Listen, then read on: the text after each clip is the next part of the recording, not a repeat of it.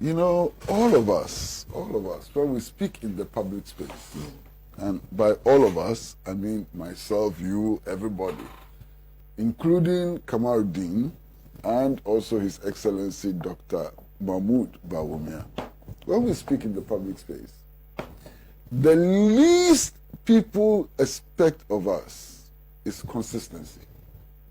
That's the least they expect of us. Unfortunately, I am not seeing that consistency reflected in statements that Dr. Bawumia is making and in some of the statements that you have repeated from Dr. Bawumia. When the NDC first launched its manifesto, we were told that it was empty. There was nothing in it. We all heard it. Now, how does something which is empty, which is nothing, all of a sudden become something which has been copied from somewhere? It is either something or it is nothing. It cannot be nothing and something at the same time. Consistency is lost in that analysis. You understand? Then we were told, and Kamaruddin has repeated it even here, that the NDC manifesto is ornamental, unrealistic. It's not something which can change things. Is that what they copy from you? They copy something which is just ornamental, which is unrealistic, which cannot be implemented, which is a phantom. and you said they copied it from you. My goodness. I'm going to speak the issues. Speak the issues. This semantics. Oh, this is semantics. And you know, remember they said we stole it when they had not even done it. Why would you steal something that was not in there? Okay, it was not the same thing you're doing. There is nothing in the NDC manifesto, but they stole it from very festival on the mental.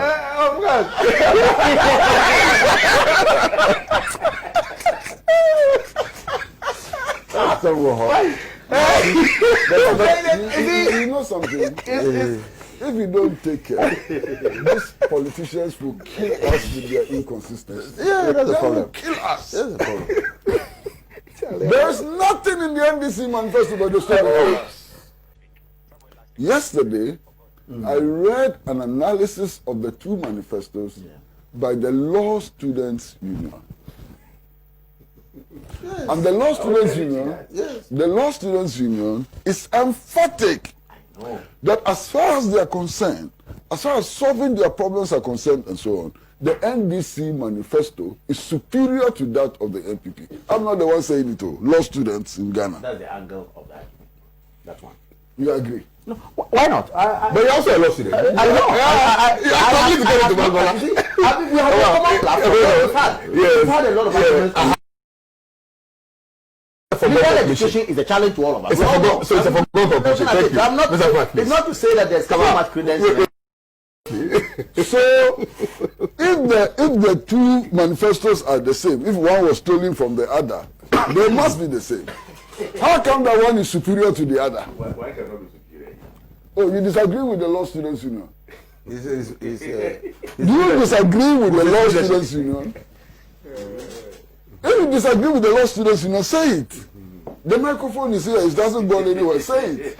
You can't say it. Mr. Brad, you make that submission. Go ahead with it. I've made mine. You're right later. No, sir, it's a very simple question of whether you agree with the Law Students Union or you don't agree. They have done an analysis of the two manifestos. They have come to the point where they say, as far as their interests are concerned, the NDC manifesto is better than your manifesto. You understand? I'm saying that if something is better than the other, they cannot be one and the same. I don't know if I should say more. Because some of the things that these politicians are telling us, they make me sick. Listen, all of a sudden, if you talk about industrialization, you are copying NPP. One DYF. You see, this kind of statement betrays a certain high level of ignorance. Yeah. Because I have read the 5-year development program that the Nkrumah CPP government put out. Industrialization was at the center of the 5-year development program. That 5-year development program was eventually put aside and replaced with a 7-year development program. Industrialization remained the core. In fact, that was the time when the MPP, if it is true that you people came from the UP tradition and NLM tradition, when we were busily describing those industrial projects as prestigious projects and so on. Today, if anybody talks about industrialization, that person is copying you. Abba. Coffee juice is there for you. Abba. What happened to this country? These are our leaders. These are our leaders.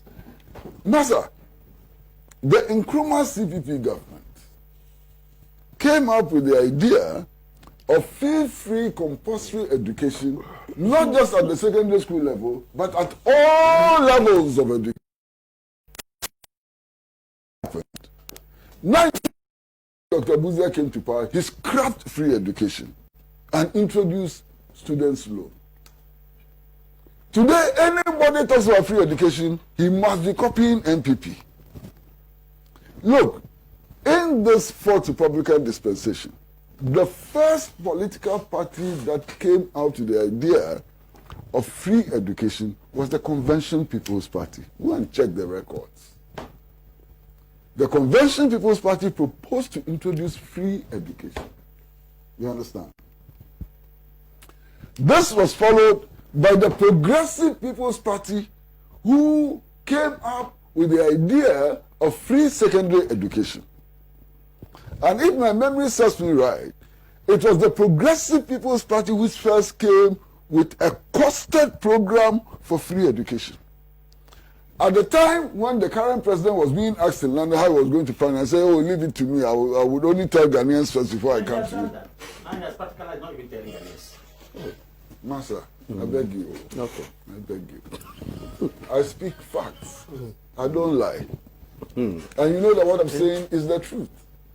The Progressive People's Party was the first party which came out with a costed program for implementing free SHS. You understand? So today, how can you claim that free SHS is your idea and that anybody who is talking about free HS is copying? How dare you do that? How dare you insult us like that?